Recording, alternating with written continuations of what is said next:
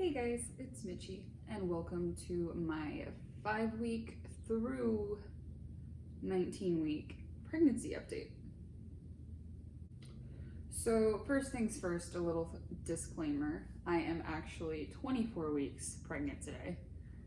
I got quite a bit behind on all of my update videos. So basically I filmed one at 5 weeks, filmed one at 20 weeks, and have not filmed another one since. But I told myself I was going to make a recap for my channel and for you guys. So I just decided it would just be easier to just lump everything that I missed all together in the gaps that I missed it.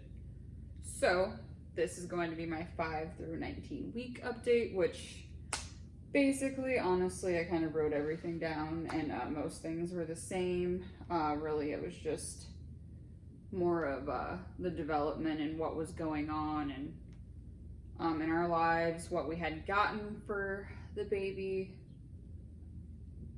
during each week, which I still am planning on making a video just like showing everything that we have for her. At whatever point I make that video, I'll show everything that we have for her thus far. I definitely want to make that before my baby shower, so that will definitely be filmed very, very soon. But today we're just going to focus on recap and, yeah, recap. So without further ado, let's hop right into it. Okay, so symptoms for weeks 5 through 19. It was pretty much all of the same 5 symptoms that you would experience in the first trimester. My first trimester symptoms kind of dragged out until 20 weeks. Go figure. Was a little unlucky, but it's all right. Feeling a lot better now. So, first things first, I believe I mentioned all 5 of these things in the my 4-week update. So they pretty much just continued. Yay. So that was being extremely tired, like to the point of pure exhaustion all of the time. The tiredness started subsiding slightly, I want to say around week 12 or 13 or so. But I'm definitely still, that one has not completely gone away at all. I'm still definitely more tired than I would be if I were not pregnant, which, I mean, you know, makes sense. I'm growing a whole life in me. It takes a lot of energy out of you. I'm going to be tired, but yeah, that's basically the number 1 symptom that I've had, and I'm just going to get more tired, so just, we're hanging in there. We're getting used to it, you know. Number 2 is nausea. I started getting nauseous, and vomiting, so a morning sickness, at 5 weeks. I had mentioned in one of my last videos, right after one of the last clips, that I basically just started throwing up like every couple of hours for 24 hours, and it just still had lots and lots of issues afterwards. After that, so that was not very fun. That was definitely the worst part of all of this, I can definitely say. That started to subside about, I want to say 14 to 15 weeks or so. I was pretty heavy before that. Basically, if I wasn't eating and having something in my stomach literally every hour or 2 hours, like I was feeling sick or I was gonna throw up.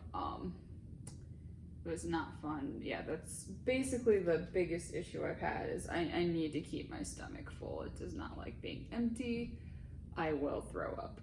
And that's even still true till this day at 24 weeks, so rough. But I want to say it kind of went to like a very minimal issue around 20 weeks, so about halfway through, like I said. In the beginning, most of these issues became minimal or completely subsided by 20 weeks or so. So that was number 2 and 3, technically, nausea and vomiting. I definitely consider those 2 different things because to me, they definitely feel like 2 completely different things. There is actually just feeling nauseous and just feeling like icky, sticky, like you throw up, you might feel better kind of thing, but you're not, you just feel icky, like you might throw up. That is one thing compared to vomiting and knowing you're just going to vomit being a like sudden urge, like I start getting hot and sweaty and feel really sick and my stomach starts turning and I feel it starting to come up, and yeah, that's when I know it's not going to be pretty. But I've pretty much gotten used to both of those things at this point, so it's lovely. Anyway, moving on then to symptom number 4, which is cramps. I had quite a bit of cramping in the beginning. That lasted until it was pretty decent. I don't want to say maybe almost like period cramps, maybe not as bad, but definitely still pretty much consistently at some point during every day I would feel cramping up until about I want to say 10 to 12 weeks or so. I get them here and there still. Definitely not anything crazy by any means. It'll just like hurt for a little bit and it'll go away. It's pretty much, just when I'm on my feet for too long. And the cramping I had in the beginning was probably mostly due to the fact that one, I do have an anterior placenta, which means my placenta is in the front part of my uterus, and in the beginnings when it was first attaching itself to my uterus wall, it basically what they told me was a corner of it kind of like came off and detached itself and then immediately reattached itself back on, and there was no issues after that, but it did cause me a little bit of spotting in the beginning too as well, so I guess you can call that another symptom within this that I didn't really list on my little sheet here. But that was one thing I did have.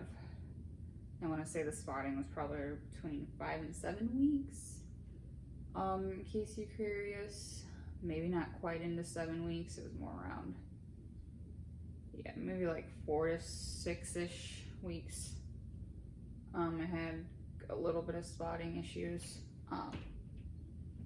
but nothing too crazy. It was very light. It went away after few days for the most part, and then I think it came back the next week for like a day or two, a little bit, but no issues since with the spotting. And yeah, basically no issues with cramping. And I know near the end of this I'll start cramping more and more, mostly when she's almost gonna be here. So that brings me to symptom number 5 or 6, I guess you could call it now, since I added that other one in, which was the extremely sore boobs I had from basically I want to say about 4 weeks until about 14.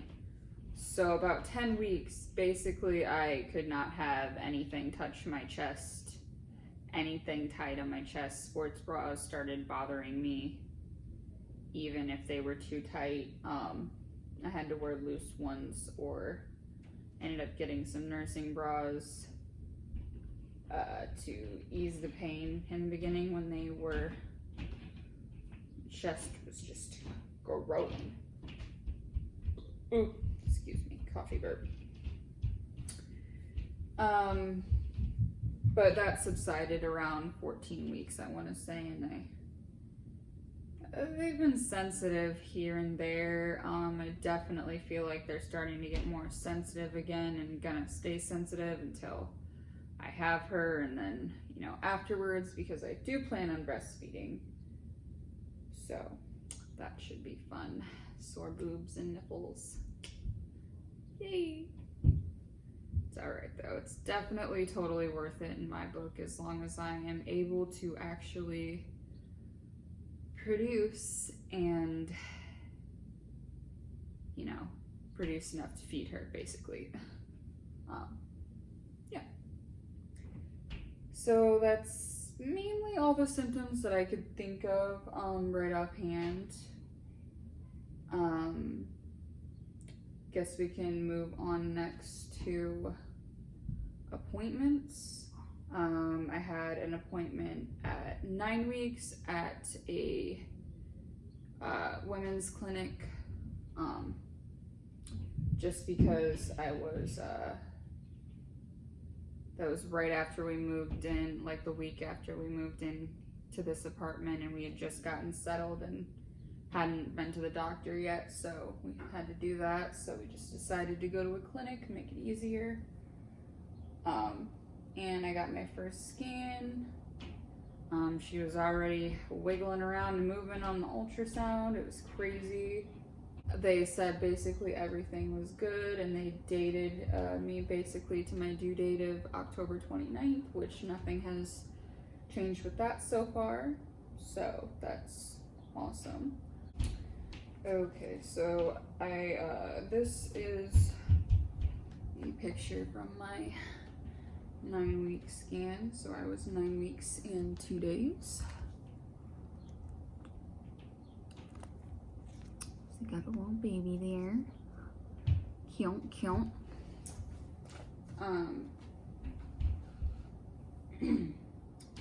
And then after that, they basically told me that I needed to obviously get in with an actual OB. So I went ahead and did that. I go to the OB just up the road from where I live, basically. So super nice, super close to us. Basically confirmed the same thing that I got from the clinic. This was 10 weeks and 3 days, so a week and a day later. It's just crazy to see how much bigger baby was, but this is 10 weeks and 3 days. Cute. Again, confirmed that my due date was going to be, in fact, October 29th.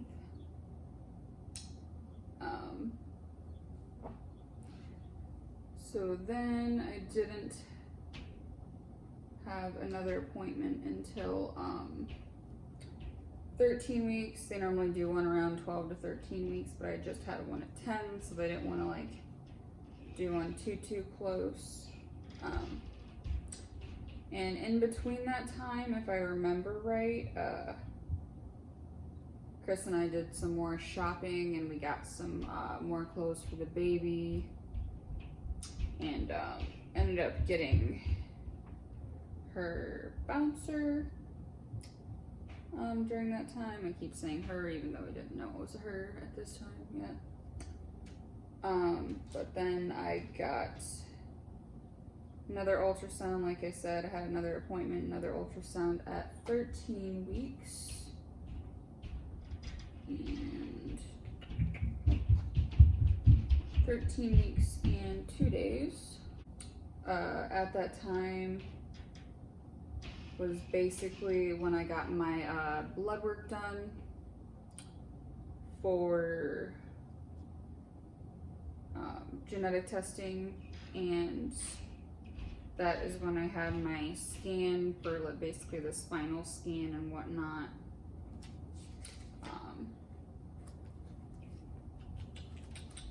I kind of like scanned around and finally got to show us different parts.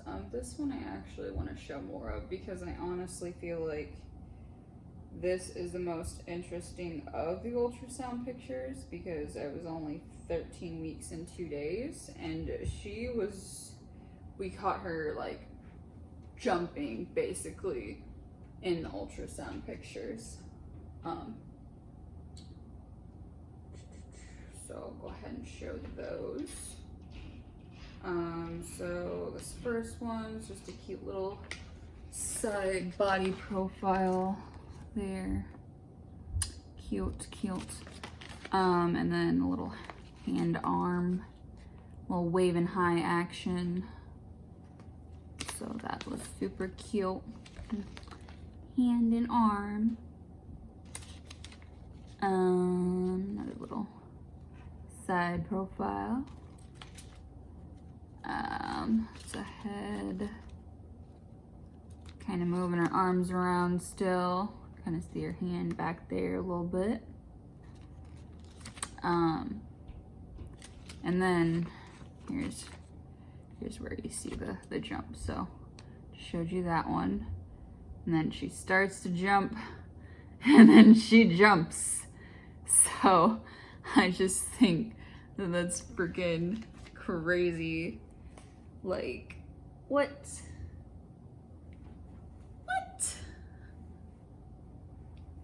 But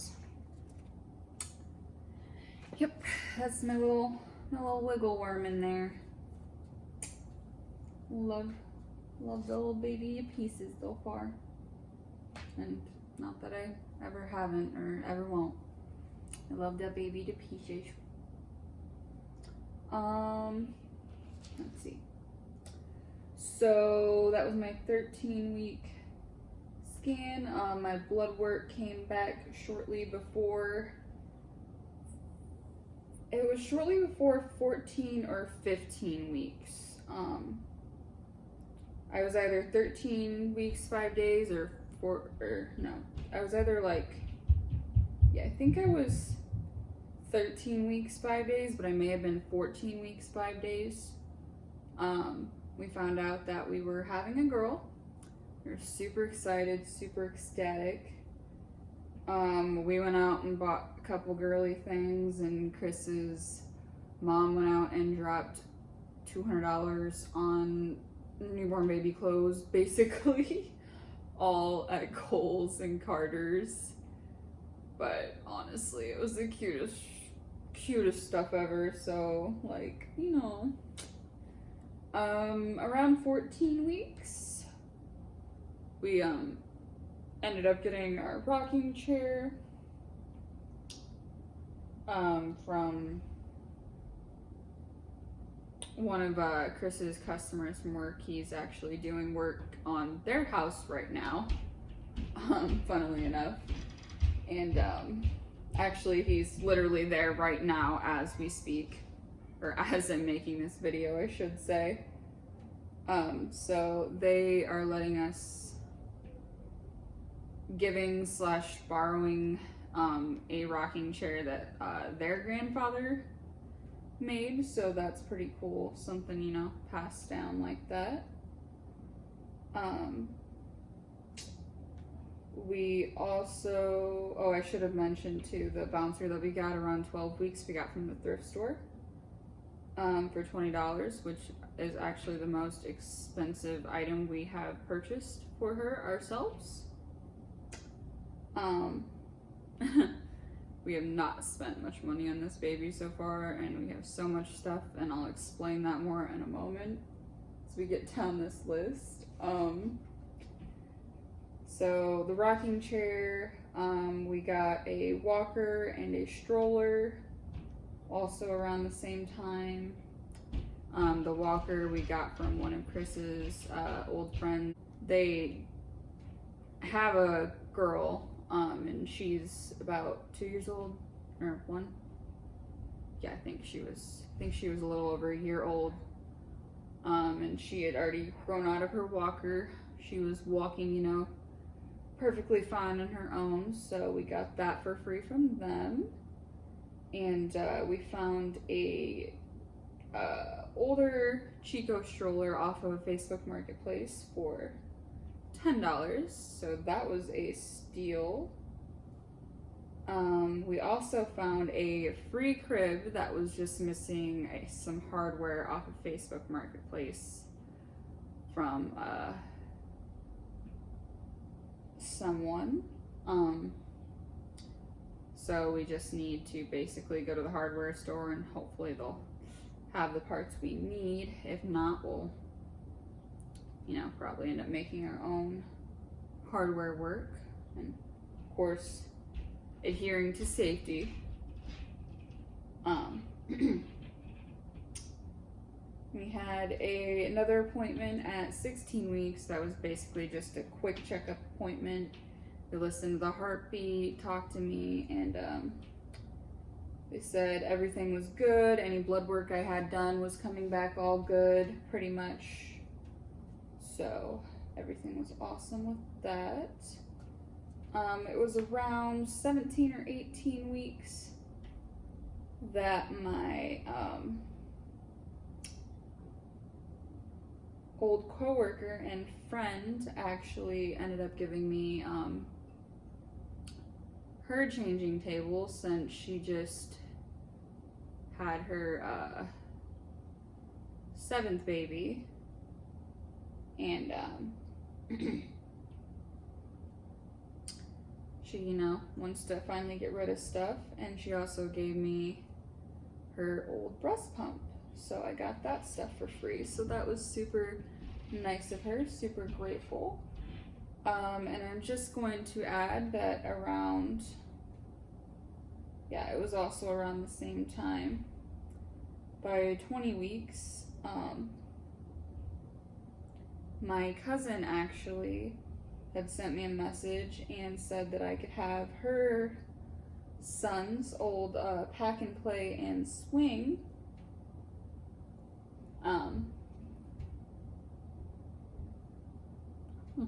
Excuse me. But her son's old pack and play and swing. And then she went ahead and actually purchased the car seat off my registry. So super grateful and appreciative of her. Love her to death. Yes, very, very grateful for all of that. I've also scored numerous deals on baby clothes and other things, baby bath, stuff like that, car seat, or cart, like store cart cover type stuff at garage sales and thrift stores. So I've been very thrifty with my money. So we mostly have almost everything we need now. We're just collecting mostly the little stuff and the diapers at this point. We do plan on cloth diapering. That is something we decided. I think that pretty much brings us up to the point of 20 weeks. So that's pretty much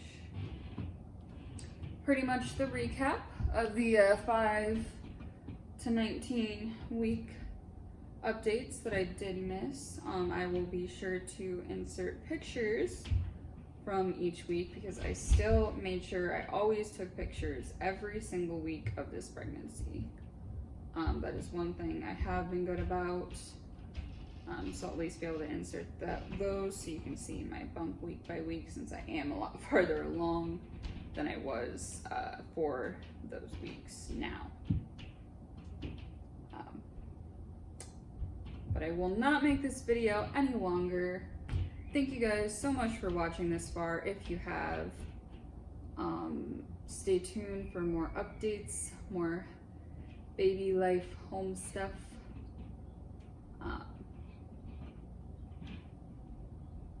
And I will talk to you guys in my next video. Bye guys.